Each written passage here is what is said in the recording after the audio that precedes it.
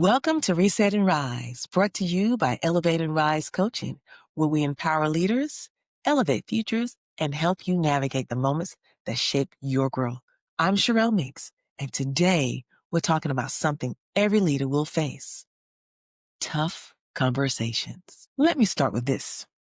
Have you ever stepped into a new role already knowing a difficult conversation will be waiting for you on day one? Yes, tough conversations are unavoidable, especially in leadership. But when you lean in with clarity, courage, and compassion, these same conversations can become breakthrough moments, not breakdowns. Let me tell you, when I stepped into my first director role, one of the managers on the team had also applied for the position. Before I even started, she texted me repeatedly, telling me how she likes to operate, what she didn't want changed, and essentially signaling that she didn't want me coming in disrupting anything. I felt the tension before day one. So on my first morning in the new role, I made her my first meeting. She logged in remotely, which I honestly believe was intentional. And it was clear she was disappointed, frustrated, and guarded. Her tone was short. Her energy said, "I don't accept this." I was hesitant, but I also knew avoiding the conversation would make things worse. So I started with expectations. I shared that my goal was to observe, learn the team, understand how they operated, and identify areas we could improve together. I asked simple get to know you questions, but even those were met with one-word answers. Then she asked the question I knew was coming. Why you and not me? This was a moment that required leadership. I took a deep breath and I explained that we both went through the same interview process. And leadership believed I was the best fit to dissolve the department and lead the transition. I encouraged her to reach out to the hiring team for developmental feedback so she could strengthen her opportunities moving forward. And then I told her something important.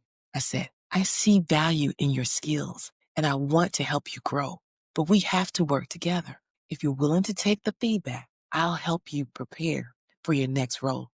Throughout the week, we met again. This time in person.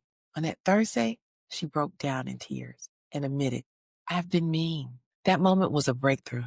She could finally see I wasn't there to harm her. I was there to help her rise. From there, our work began. I gave her assignments that built visibility and credibility. I coached her communication style, including a private code word we used in meetings. I helped her shift her tone based on feedback from other leaders. And she trusted me enough to reflect, adjust, and grow. After a year of consistent coaching and partnership, she landed a new opportunity and she earned it. So here are some lessons for leaders having tough conversations. 1, don't avoid discomfort. Address it early. Problems grow in silence. Be honest, but grounded in respect. Direct doesn't mean harsh. Lead with your role, not your emotions. Your purpose is to guide, not to prove a point. Support their development, even when the beginning is rocky. Sometimes resistance is actually disappointment in disguise. Follow through. Transformation happens through consistent coaching, not one conversation. Yes, tough conversations aren't easy, but leaders don't grow in easy.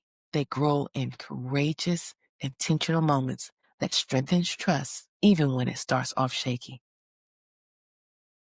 If you're preparing for a tough conversation or navigating one now, I'd love to support you. Email me at enr.coaching@gmail.com. Thank you for joining me today. Remember, tough conversations don't break relationships. When done right, they build them.